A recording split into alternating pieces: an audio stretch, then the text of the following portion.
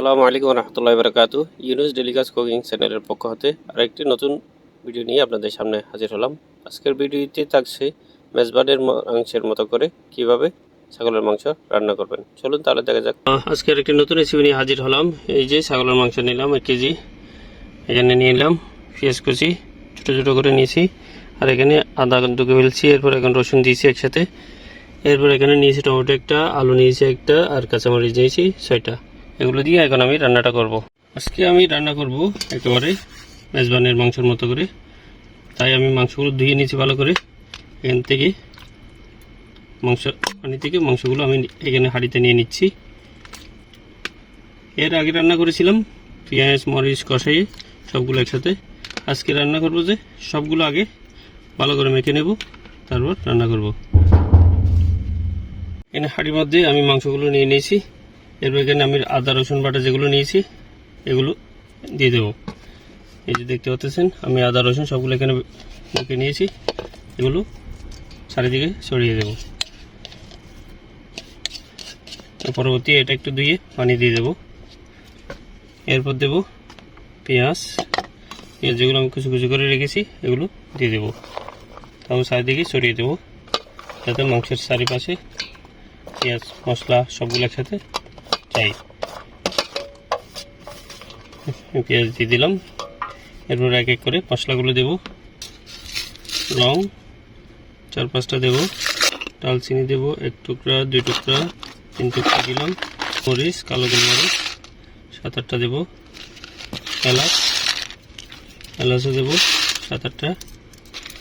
এটা হচ্ছে মশলা মিক্স মশলা আমি 3 চামচ দেব। এটা ছোটো চামচ, তাই এটা 3 চামচ দিতে হবে, কারণ এটা হচ্ছে ছাগলের মাংসের মধ্যে মশলা না হলে স্বাদ লাগে না। লাল গোলা মরিচ দিব 2 চামচ, লাল গোলা মরিচ আমি 2 চামচ দিয়ে দিলাম। চিকেন জিরা মশলা দেব 1 চামচ। লবণ আমি এখন অল্প পরিমাণ দেব, পরবর্তী দিকে আবার দেব। এরপর দেব পরিমাণ মতো সয়াবিন তেল। যেহেতু এটা ছাগলের মাংস তাই এখানে চর্বির পরিমাণ বাড়তি আছে, তাই আমি তেলের পরিমাণ একটু কমিয়ে দেব, কারণ তেলটাও তো চর্বি হবে। আমি তেল আর দেবো না। এবার আমি বাটিটা ধুয়ে নিলাম, এই বাটির পানিগুলো এখানে দিয়ে দেবো। এই যে দেখতে পাচ্ছেন মাংসের মধ্যে আমার মশলাটা সব দিয়ে দিয়েছি মশলা। এখন আমি একটু উলটপালট করে দিয়ে এগুলো মাখিয়ে নিচ্ছি যাতে সবগুলোর সাথে অ্যাডজাস্ট হয়। এখন আমি আর কোনো পানি দেবো না, এভাবে ভালো করে কষিয়ে নেব। কষিয়ে নেওয়ার পর আমি চুলায় গরম পানি বসিয়ে দিয়েছি, আমি গরম পানি দেবো, আর ঠান্ডা পানি দেবো না। পরবর্তী এগুলো প্রায় হয়ে আসলে সিদ্ধ হয়ে আসলে তারপর আমি টমেটো আলু কাঁচামরিচ এগুলো দেব, তারপর ধনিয়া পাতা দিয়ে নামিয়ে নেব। এই যে দেখতে পাচ্ছেন আমার গরম পানি হয়ে গেছে। গরম পানিগুলো আমি নামিয়ে এখন আমি আমার মাংসগুলো বসিয়ে দেব। দেখি আমার মাংসটা কীরকম হয়েছে। মাশাআল্লাহ, আমার মাংসটা একেবারে সিদ্ধ হয়ে গেছে। এখন আমি এখানে এগুলো হচ্ছে ধনিয়া কুচি, এগুলো কাঁচামরিচ, আর এগুলো টমেটো, এগুলো সব কিছু এখানে দিয়ে দেব।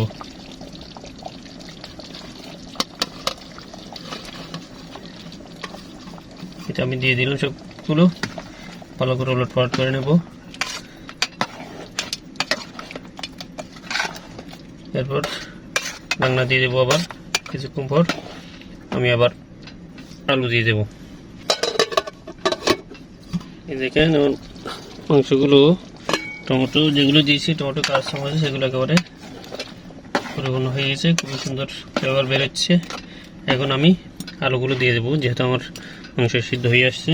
আমি এখানে একটা আলু দিছি, কারণ আলু আমার ভালো লাগে খেতে, সে কারণে আলু আমি সব ধরনের খাবারের মধ্যে 1 বা 2টা আলু দিয়ে রাখি। তারপর আমি ভালো করে নাড়িয়ে নেব।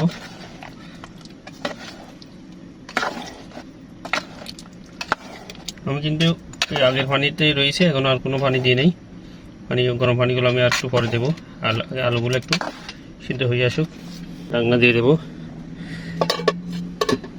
রান্নাটা কতটুকু হয়েছে মাশাআল্লাহ।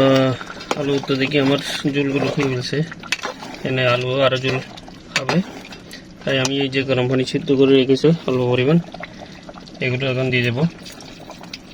এখানে আর পানি দেবো না, এখন একটু আগুন বাড়িয়ে দেবো। এভাবে 10 মিনিট রেখে ধনেপাতা দিয়ে নামিয়ে ফেলবো। আমার রান্নাটা কেমন হয়েছে মাশাআল্লাহ, আমার রান্নাটা একেবারে পরিপূর্ণ হয়ে গেছে। এখন আমি ধনেপাতা দিব।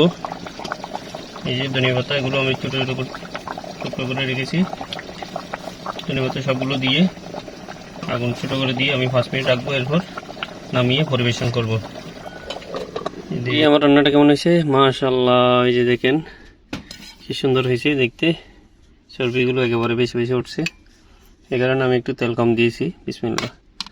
এই আলুগুলো সিদ্ধ হয়ে আসছে, আমি এই দেখতে পাচ্ছেন আমি বাড়ির মধ্যে নিচ্ছি।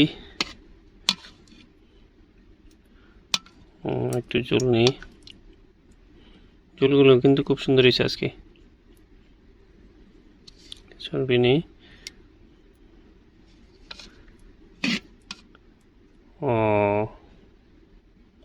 বন্ধুরা আপনারাও এভাবে মজা করে রান্না করে খেতে পারবেন। আমার ভিডিওটা কেমন লাগলো কমেন্টে জানাবেন।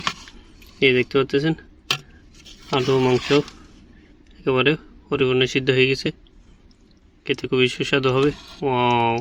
জিভে জল চলে আসতেছে এখনই। তো আপনারা যারা রান্না করতে জানেন না তাদের জন্য আজকের ভিডিওটা খুবই উপকার হবে, বিশেষ করে যারা প্রবাসী আছে রান্না কম জানে তাদের জন্য। তো ভালো থাকবেন, ভিডিওটি ভালো লাগলে লাইক কমেন্ট এবং শেয়ার করবেন এবং পাশে থাকবেন। কীরকম ভিডিও চান কমেন্টে জানাবেন। দেখা হবে অন্য কোনো ভিডিওতে। আল্লাহ হাফেজ।